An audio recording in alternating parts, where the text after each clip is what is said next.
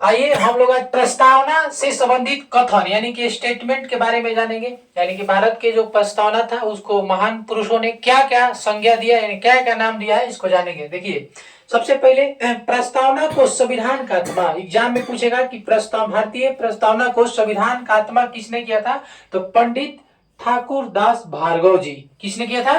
पंडित ठाकुर दास भार्गव जी। ठीक, नेक्स्ट देखेंगे प्रस्तावना को राजनीतिक जन्म कुंडली।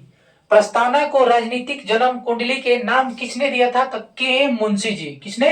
के एम मुंशी जी। नेक्स्ट देखेंगे प्रस्तावना को संविधान निर्माताओं के जानने की कुंजी। संविधान निर्माताओं के जानने की कुंजी सबसे बार परीक्षा में पूछ चुका है, तो ये थे अर्नेस्ट वारकर जी। अर्नेस्ट वारकर जी। नेक्स्ट देखेंगे संविधान का परिचय पत्र, यानी प्रस्तावना को संविधान का परिचय पत्र किसने किया था, तो कहा था, तो कहेंगे एन ए पालकी वाला। कई बार एसएससी सीजीएल लेके कई एग्जाम में दौड़ चुका है क्वेश्चन कि संविधान का परिचय पत्र प्रस्तावना को किसने कहा था, तो एन ए पालकी वाला। एन ए पालकी वाला। तो ट्रिक कैसे, ये इसको याद रखेंगे, परिचय पत्र, प से परिचय पत्र, प से पालकी वाला, प से परिचय पत्र, प से पालकी वाला।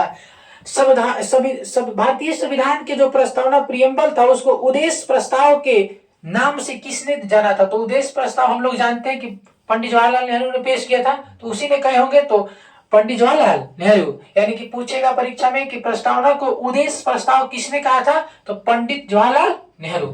ठीक, भारत के प्रथम प्रधानमंत्री भी थे।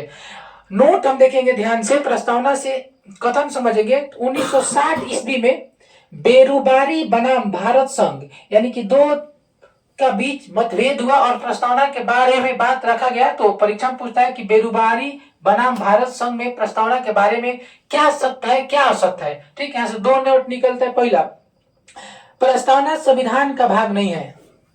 प्रस्तावना संविधान का भाग नहीं है। बेरुबारी के तहत प्रस्तावना में सभी संशोधन नहीं किया जा सकता है। इसके तहत बोला गया था कि कभी भी आप प्रस्तावना को बदल नहीं सकते हैं, मगर हम बाद में पढ़ेंगे कि प्रस्तावना में एक बार संशोधन हो चुका है भारत के, मात्र अभी एक ही बार हुआ है। आगे हम लोग पढ़ेंगे नेक्स्ट वीडियो में। ध्यान से देखिए, अगला है सर्वोच्च न्यायालय ने कहा कि प्रस्तावना संविधान निर्माताओं के दिमाग खोलने वाली कुंजी है।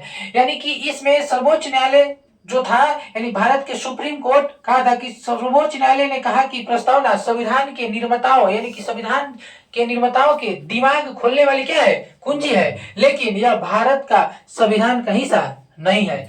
ये पूरा रहा हमारे प्रस्तावना से रिलेटेड कथन और कुछ नोट। अगर वीडियो अच्छा लगे तो लाइक, सब्सक्राइब, कमेंट जरूर करें। धन्यवाद।